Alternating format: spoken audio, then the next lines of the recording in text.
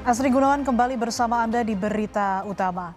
Saudara, kami akan menghadirkan 3 topik terhangat dalam sepekan.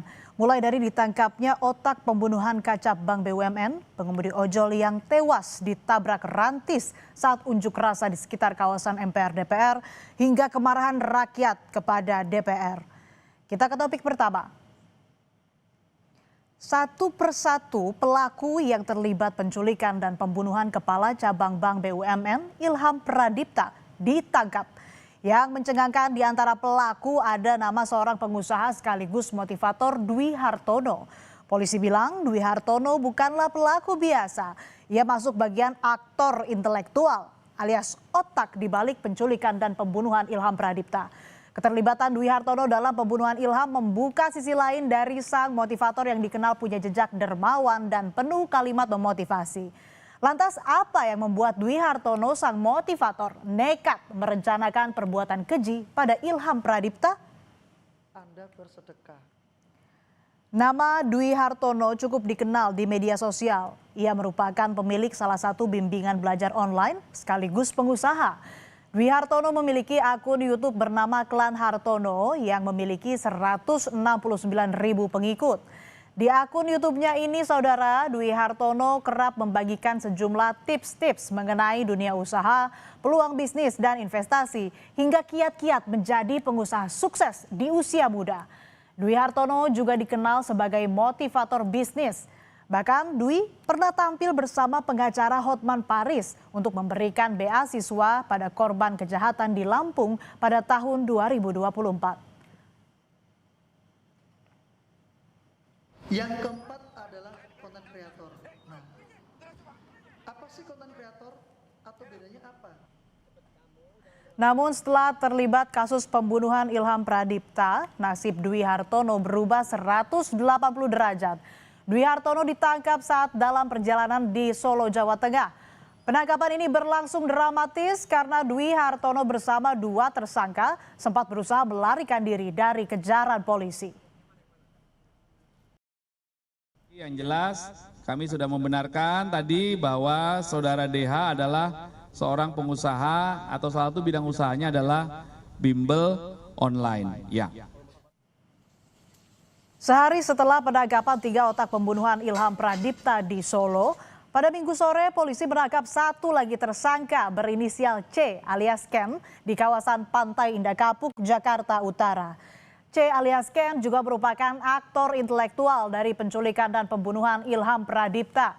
Ia diduga berkolaborasi dengan 3 dalang lain yang merencanakan penculikan dan pembunuhan.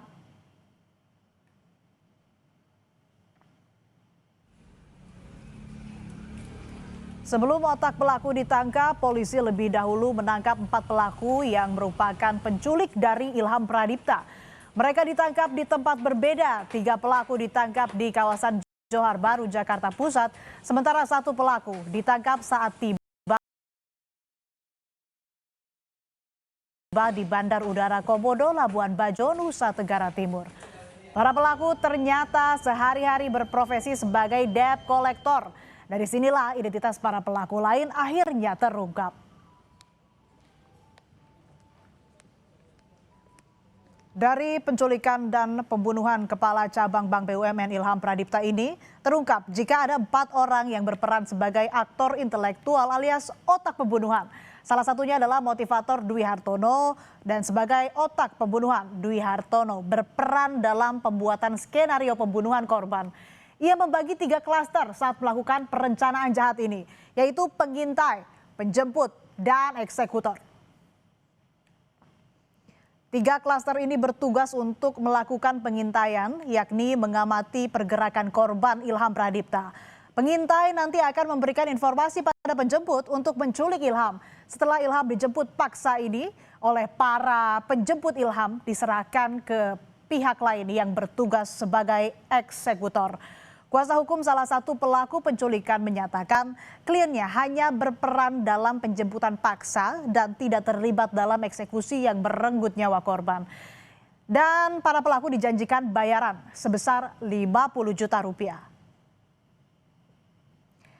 Kita ke topik berikutnya, saudara. Di tengah hiruk-pikuk jalanan Jakarta, sirine polisi dan teriakan massa demo bercampur menjadi satu.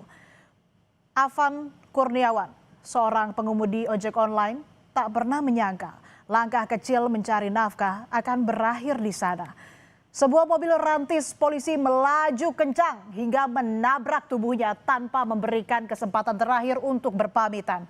Mobil rantis tersebut kabur melarikan diri dari tanggung jawab. Sementara Afan harus kehilangan nyawa dari kekacauan yang bukan salahnya.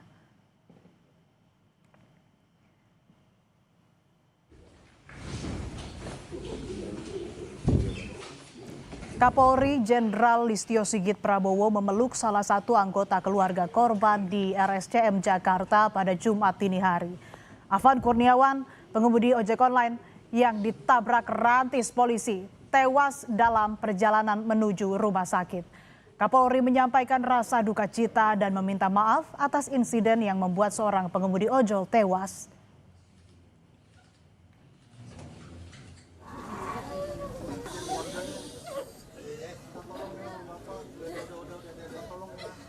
Kabar yang datang bagai petir di siang bolong. Ibunda Afan histeris mendengar anak yang disayang pergi untuk selamanya. Afan yang sedang mencari nafkah pulang tinggal nama. Ribuan pengemudi ojol mengiringi jenazah Afan Kurniawan, pengemudi ojol yang ditabrak rantis Brimob. Para ojol ini berangkat menggunakan sepeda motor menuju TPU Karet Bifak Tanah Abang, Jakarta. Hal ini sebagai bentuk duka cita dan solidaritas sesama pengemudi ojol.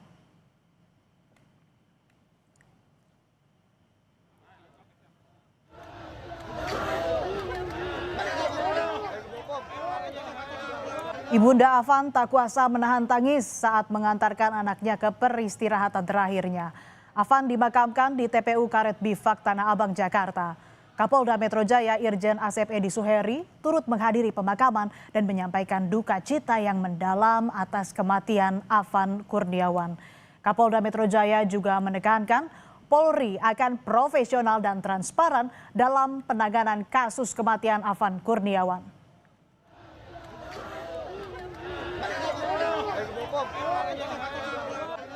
Afan Kurniawan, pengemudi ojol 21 tahun itu bukanlah bagian dari kerumunan, bukan pula pengambil kebijakan. Saat kejadian, ia hanya menunaikan pekerjaannya, mengirim pesanan makanan dan berharap segera pulang untuk membawa sedikit rezeki bagi keluarganya. Namun takdir berkata lain, sebuah mobil kendaraan taktis milik polisi melaju kencang menembus kerumunan. Dalam sekejap tubuh Afan terhempas dan akhirnya tewas. Ini memang kepribadiannya yang gigih. Sebenarnya ayahnya juga masih bekerja sebagai ojol juga.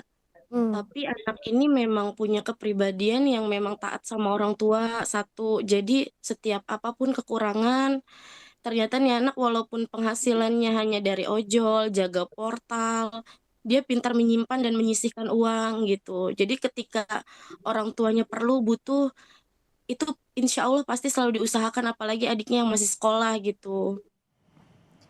7 polisi yang diduga terlibat dalam insiden mobil rantis menabrak Afan Kurniawan dipastikan sudah menjalani pemeriksaan dan ditahan di Mabes Polri.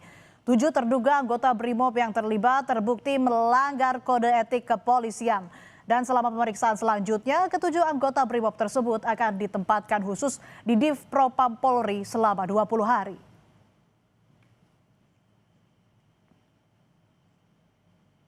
Dan topik terakhir saudara, sepekan ini pagar kokoh rumah wakil rakyat di Senayan terus digedor oleh rakyat. Mereka menagih pertanggungjawaban atas kebijakan-kebijakan yang dinilai membebani rakyat.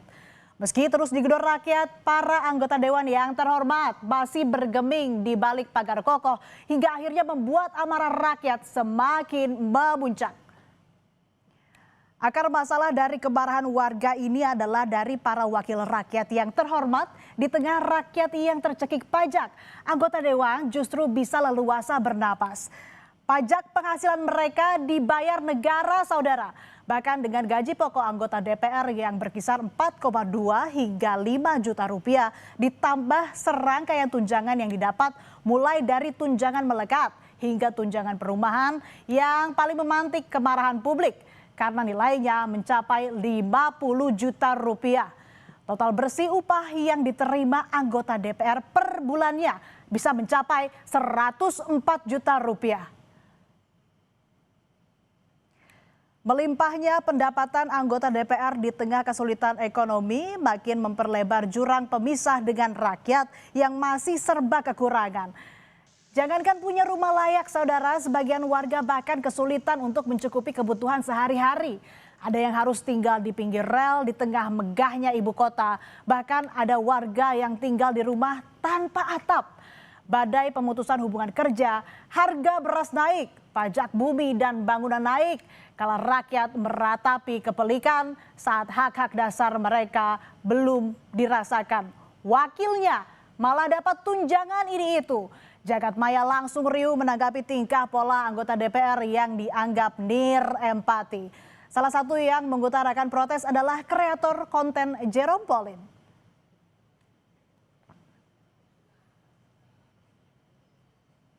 Kritik mau ngapain aja boleh, tapi jangan mencaci maki berlebihan, itu kan karena merusak mental manusia. Yang begitu adalah mental orang sedunia.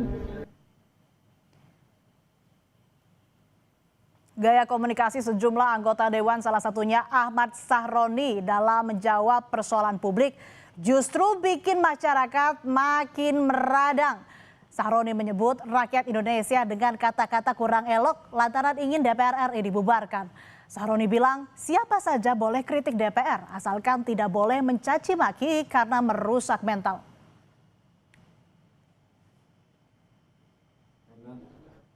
Gerah dengan sikap anggota Dewan yang terhormat, rakyat dari berbagai elemen mulai dari buruh hingga mahasiswa berunjuk rasa di depan gedung DPR RI. Dalam aksinya, massa memprotes kenaikan tunjangan fantastis anggota DPR. Publik menilai kebijakan itu tidak layak di tengah sulitnya ekonomi masyarakat. Tunjangan fantastis yang diterima anggota DPR juga tidak sepadan dengan kinerja mereka yang dinilai tidak memuaskan.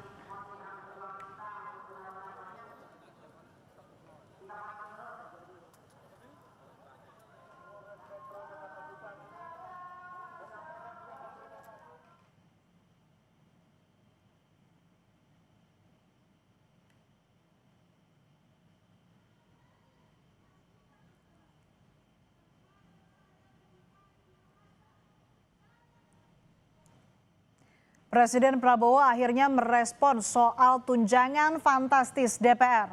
Prabowo bilang DPR akan mencabut sejumlah kebijakan termasuk tunjangan anggota DPR dan moratorium kunjungan ke luar negeri. Para pimpinan